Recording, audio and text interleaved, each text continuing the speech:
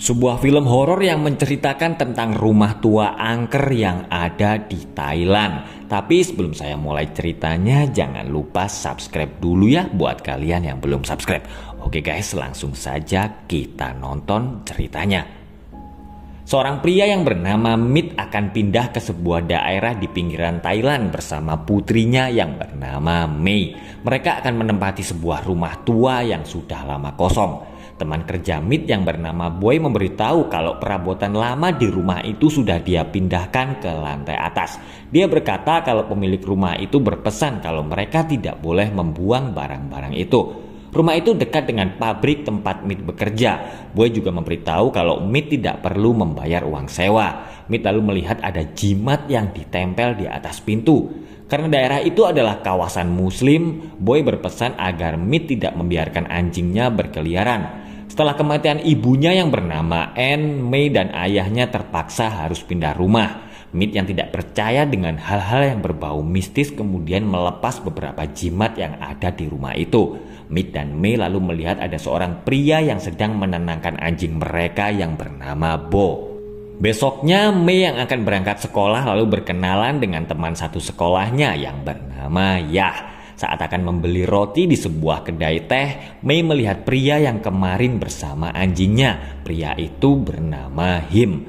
Mei bercerita kepada Yah kalau ayahnya bekerja di pabrik Nongchok dan dia ditempatkan di rumah tua itu. Meskipun Nongchok disebut sebagai kota muslim di Bangkok, tapi sebenarnya di situ juga banyak penduduk yang beragama lain dan mereka hidup berdampingan dengan damai. Mit sedang bersama bosnya yang bernama Asano. Sebenarnya Asano telah mempromosikan Mit sebagai kepala teknisi, tapi sayang dia mengalami kecelakaan yang menewaskan istrinya. Asano berkata kalau sekarang Mit harus bekerja keras untuk meyakinkan kantor pusat. Mit lalu melihat Him yang ternyata juga bekerja di pabrik Nongchok. Mit yang pulang kerja langsung terkejut karena melihat Mei yang sedang menangis karena Bo telah mati. Saat akan menguburkan Bo, Mit heran karena pintu rumahnya tiba-tiba bergerak sendiri. Mei meminta agar ayahnya membawa Bo ke kuil untuk dikremasi. Tapi Mit berkata kalau dia sudah tidak mau pergi ke kuil lagi. Setelah selesai mengubur Bo, Mit bertemu dengan tetangganya yang datang untuk mengantar makanan. Dia bernama Bang Man. Melihat Mit yang sedang mengubur anjingnya, Bang Man lalu berkata kalau rumah Mit harus diberkati dengan doa. Tapi Mit curiga kalau anjingnya telah diracuni oleh warga yang tidak suka karena dia memelihara anjing. Mei heran karena dia melihat Mit membuang makanan pemberian dari Bang Man. Mit curiga kalau yang telah meracuni Bo adalah Him. Malamnya, kakak perempuan Anne yang bernama Anoy lalu datang untuk mengajak Mei kembali ke rumah lama mereka. Dia berkata kalau rumah itu adalah milik Mit dan Anne, tapi tanahnya masih atas nama ayahnya. Mit lalu marah-marah karena dia merasa kalau ayah Anne memang sengaja tidak mau membalik nama tanah itu.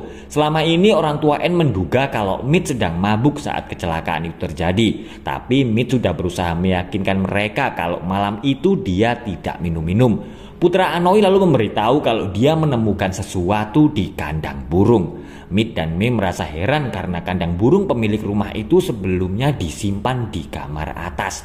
Mit lalu mendengar ada orang yang berlari di lantai atas. Mei akhirnya menolak ajakan bibinya dan memutuskan akan tetap tinggal di situ bersama ayahnya. Saat mengantar Anoy pulang, Mit kembali melihat Him sedang berdiri di depan rumah. Sejak kecelakaan itu, Mei sebenarnya khawatir dengan keadaan ayahnya karena dia tidak pernah diperiksa dokter. Selama ini, Mit sering sakit kepala dan hanya meminum obat yang disarankan temannya. Mit tiba-tiba berhenti karena dia melihat Him. Him berkata kalau dia tidak meracuni anjing Mit dan semalam dia hanya menulis doa di pagar rumah Mit. Mit lalu marah saat Him tiba-tiba berbicara tentang iblis. Bang Man berusaha menenangkan Mit dan berkata kalau Him memang orang aneh karena dia pernah mempelajari ilmu hitam. Mit yang pulang kerja kembali mendengar ada suara orang yang berlari di dalam rumahnya. Perlahan-lahan Mit naik ke lantai atas dan dia langsung terkejut karena melihat Bo yang tiba-tiba menyerangnya. Mei yang baru saja pulang merasa heran karena Mit berkata kalau dia baru saja melihat Bo. Besoknya Mei memberitahu ayahnya kalau pemilik kedai teh yang bernama Bang Yup mengundang mereka untuk datang di acara syukuran. Tapi Mit tidak mau datang ke acara itu. Malamnya Mit memberitahu Mei kalau dia akan lembur. Mit menyuruh Mei agar tidak menunggunya dan mengunci semua pintu rumah. Tapi Mit langsung terkejut dan ketakutan karena dia tiba-tiba mendengar suara aneh di teleponnya. Mit lalu segera pulang karena khawatir dengan keadaan Mei. Sesampainya di rumah, dia melihat Mei berlari keluar rumah. Tapi ternyata Mei sebenarnya sedang ada di kamarnya. Mit melihat beberapa orang berjubah, tapi ternyata mereka bukanlah manusia. Tidak berapa lama kemudian, Mei lalu datang menolong ayahnya. Mit akhirnya bersedia datang ke acara syukuran di rumah Bang Yup. Di sana Mit lalu bertemu dengan Bang Man dan para penduduk lainnya. Bang Man bercerita kalau Him dulu adalah orang yang sangat religius, tapi suatu hari dia sangat penasaran dan mencoba ilmu hitam. Bang Man berkata kalau waktu itu dia menyuruh Mit memanggil orang untuk memberkati rumah karena rumah itu adalah rumah tua. Dia juga melarang Mit membuang barang apapun yang ada di rumah itu. Mit tiba-tiba berhalusinasi dan Mei lalu heran karena melihat ayahnya seperti sedang ketakutan. Di rumah Mit berkata kalau Him telah menyantet mereka dan melukai kakinya. Tapi Mei ternyata tidak melihat ada luka di kaki ayahnya. Mei meminta ayahnya berhenti bertingkah aneh atau dia akan menelpon Anoy agar menjemputnya. Mei akhirnya memanggil Brahmana dan membuat kuil untuk memberkati rumah mereka. Saat menggali tanah di depan rumah, mereka lalu menemukan sebuah belati. Tapi Mei berkata kalau dia akan menyimpan belati itu karena mereka tidak boleh membuang apapun yang ada di rumah itu. Mei juga meminta bantuan para biksu untuk memeriksa rumahnya. Sang biksu lalu berkata kepada Mei kalau yang dia rasakan di rumah itu berada di luar jangkauan spiritualnya. Yah memberitahu kalau ada orang yang bunuh diri di sungai dekat rumah Mei. Yah mendengar dari ayahnya kalau orang itu telah terkena kutukan dan dia berasal dari keluarga pemilik rumah yang sekarang ditempati Mei. Mei lalu bertanya apakah umat muslim juga percaya dengan hantu. Mendengar itu, Yah lalu menyuruh Mei untuk menemui Him jika memang benar ada hantu di rumah itu. Mereka berdua lalu melihat Bang Man dan beberapa warga yang akan pergi ke sungai karena mereka menemukan mayat lagi. Mei dan Yah akhirnya pergi menemui Him yang sedang bersama keluarganya. Mei lalu berkata kalau ayahnya sedang sakit dan dia mengira kalau Him yang telah menyantetnya. Mendengar itu, Him merasa kalau dia tidak memiliki alasan untuk mencelakai Mit. Him juga berkata kalau dia tidak ada masalah jika ada orang non-muslim tinggal di daerah itu karena istri Him juga non-muslim.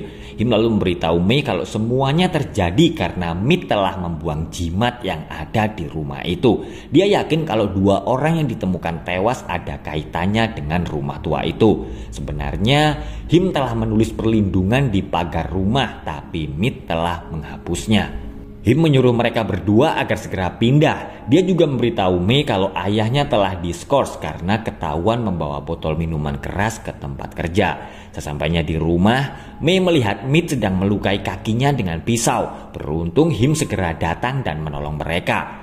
Mei memberitahu Him kalau ia berkata tentang jin yang ada di rumah itu.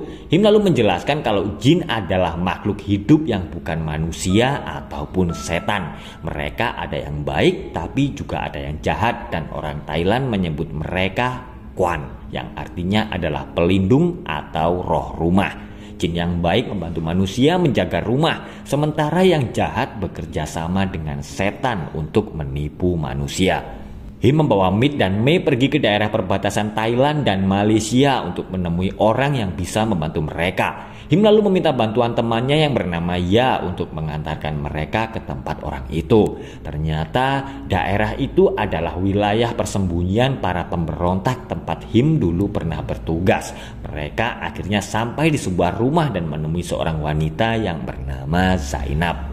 Him bercerita kalau Mit telah membuang jimat dan membuat kuil di rumah itu. Zainab berkata kalau Mit mungkin bisa selamat kalau dia sudah menyelesaikan masalahnya sendiri. Mereka semua lalu terkejut karena Mit tiba-tiba kerasukan. Jin yang merasuki Mit itu marah karena Mit telah membunuh istrinya sendiri. Zainab segera memegang kepala Mit dan dia berhasil mengeluarkan jin itu. Film kemudian kembali ke 200 tahun yang lalu. Seorang pria yang bernama Kadir adalah orang Malaysia yang bekerja sebagai budak di perbatasan. Selain sebagai budak, ternyata Kadir juga adalah seorang dukun ilmu hitam. Dia bersumpah suatu hari akan menghabisi orang-orang Thailand itu dengan ilmunya. Teman Kadir yang bernama Mat tidak setuju dengan rencana itu. Mat berkata kalau dia ingin tinggal di situ dan membangun sebuah rumah. Dia juga menasihati Kadir yang telah bekerja sama dengan setan untuk mempraktekkan ilmu hitam. Besoknya, Mat melaporkan kalau Kadir dan beberapa tawanan berniat akan kabur. Malamnya, Mat dan beberapa orang sedang mengepung Kadir yang berusaha kabur. Tapi Kadir tiba-tiba membaca mantra dan meminta iblis untuk mengutuk tanah itu beserta keturunan mereka. Kadir akhirnya dihukum mati, tapi Mat menolak membatalkan kutukan Kadir dan dia justru menghabisi orang-orang Thailand itu.